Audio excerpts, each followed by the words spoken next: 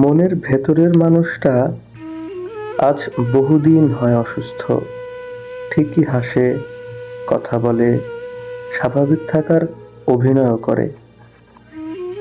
কিন্তু ভেতরে কোথাও একটা শূন্যতা গিলে খাচ্ছে তাকে।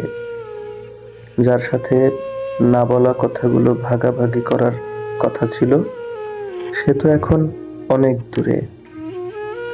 রাত হলেই বুকের ভেতরটা কেমন যেন ভারী হয়ে ওঠে।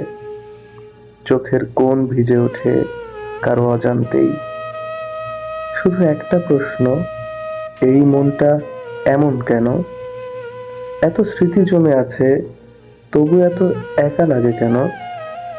হয়তো কেউ টের পায় না, কিন্তু মনের ভেতরের মানুষটা ঠিকই কাঁদে প্রতিদিন, ভেতরে ভেতরে।